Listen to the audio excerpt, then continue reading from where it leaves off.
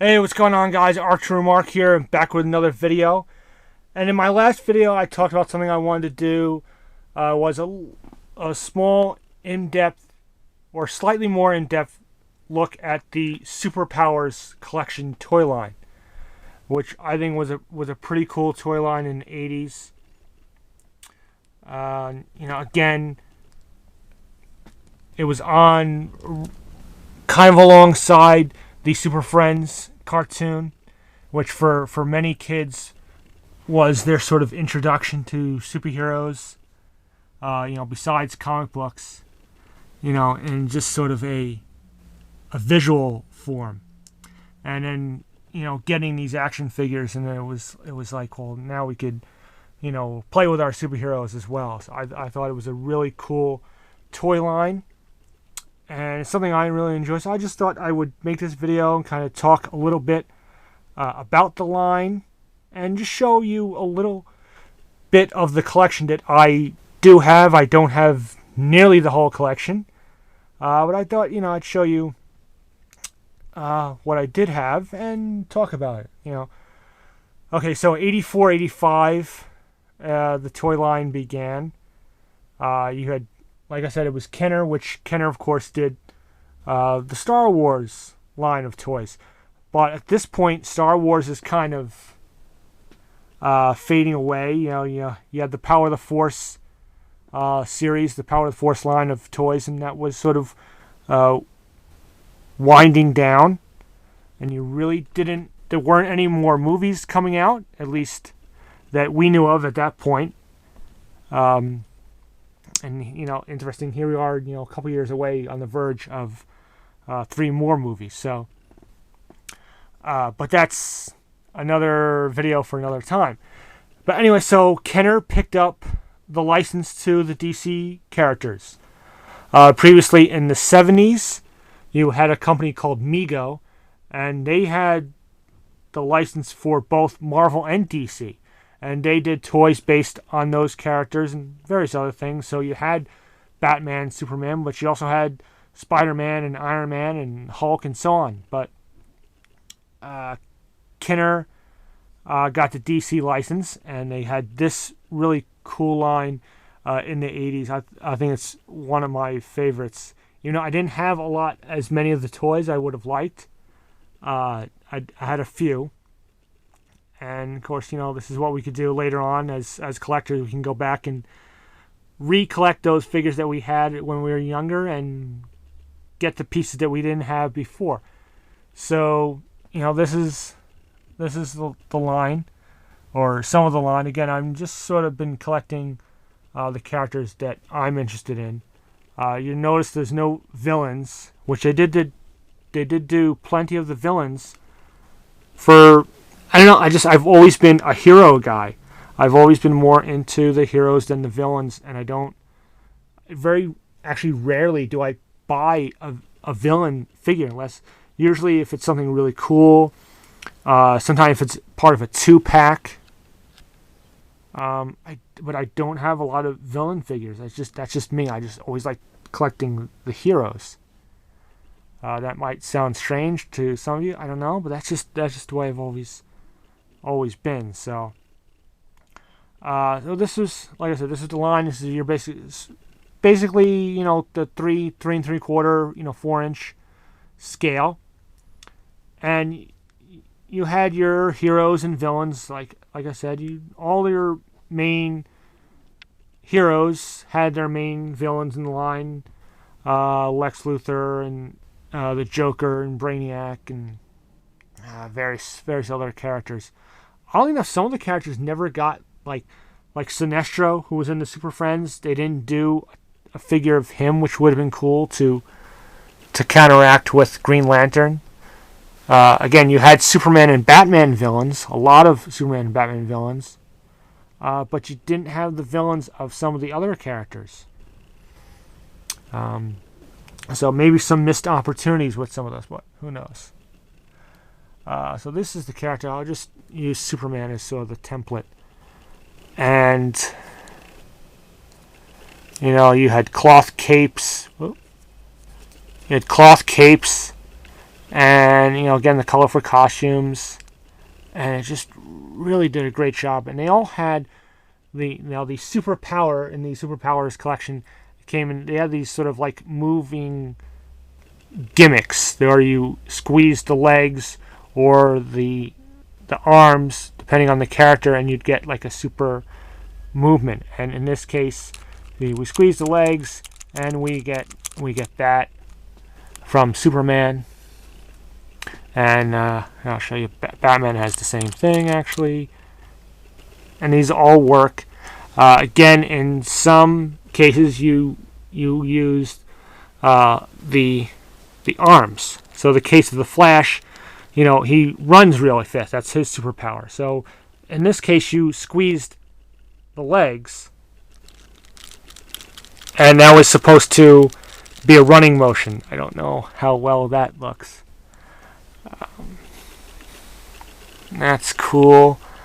Wonder Woman has her arms come up and like she has the bulletproof wristbands or armbands, the bulletproof. So that's her action. Some were unique and some were all the same. Like I said, Batman and Superman have basically the same motion.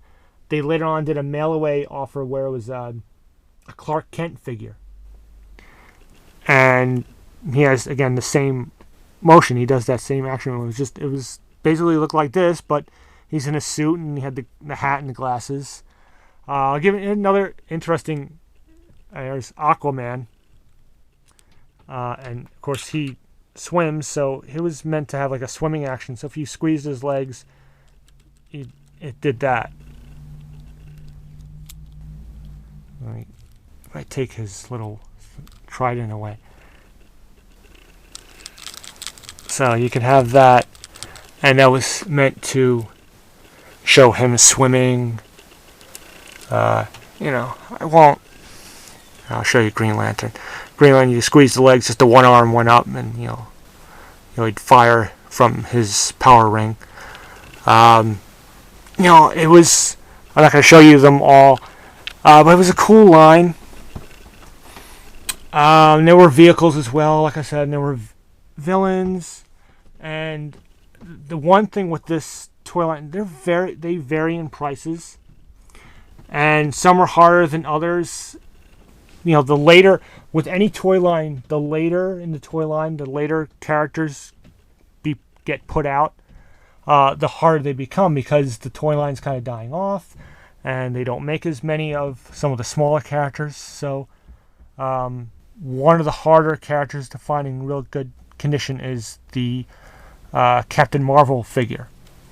He's tough. There's a Plastic Man figure that was done, and he can be very tough as well. Some, Batman, Superman, Robin are probably really common, actually. Again, the price is going to vary depending on the condition. If you're real picky about the condition, you're going to pay a little bit more. But they're not overly expensive. Again, some can get up there.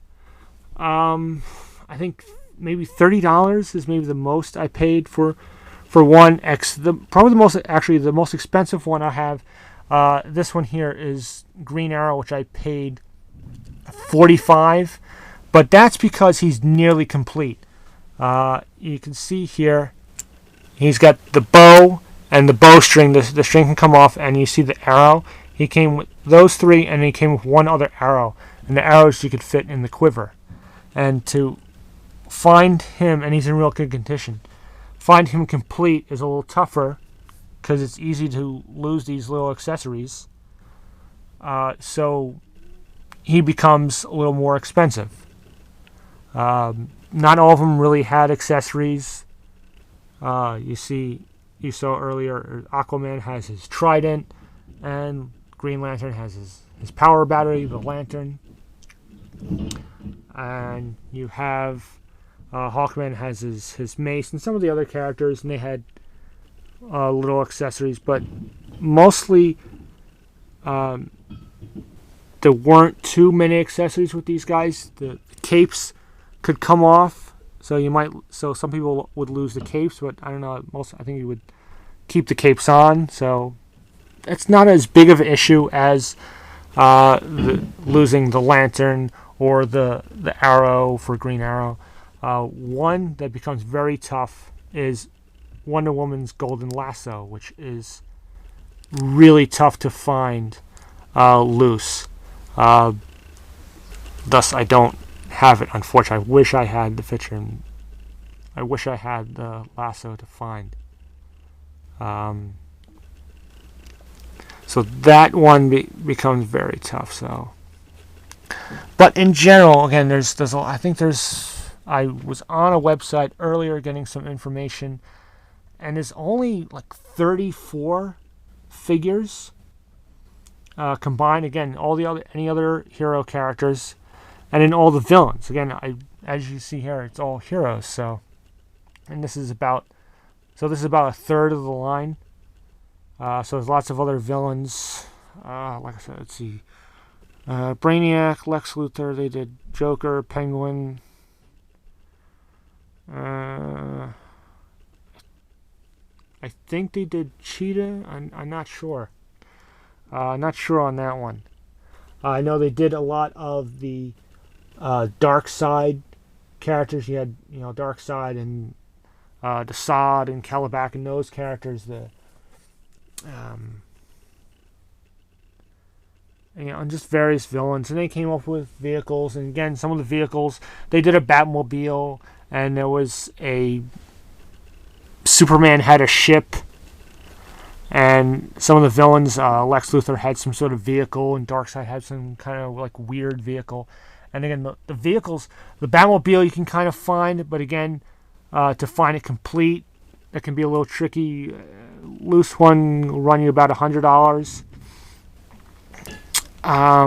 Again, some of the later vehicles, again near the end of the run of the toy line, can be harder to find because in some cases they were expensive, and in some cases they just weren't very interesting to have. But I think that's about it.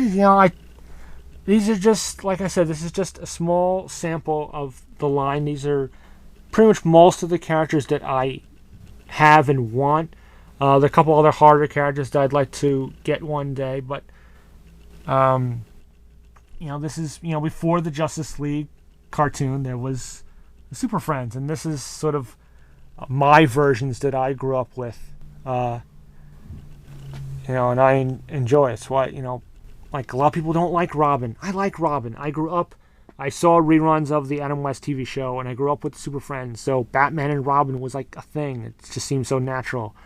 And Batman with a little more color in him. I think I like this more than just the all black. And again, it's just my introduction to him was the gray and the blue and the yellow. And Superman's basically hasn't changed too much. Well, he's changed a little bit. He's always been red and blue and yellow. But this is it. And again, mid '80s Kenner Corporation. It's the Superpowers line. Superheroes are always going to be popular, no matter what. That's why there's still, to this day, they are constantly making superhero figures. And this was a very cool toy line, in my opinion. I wanted to show you guys a little bit of what I have and tell you a little bit of this line. For some who aren't really familiar with it, some of you may be more familiar than others. But there you go. So, I hope you enjoyed this video, and please let me know, as usual, comment, rate, subscribe, and until my next vid. So long.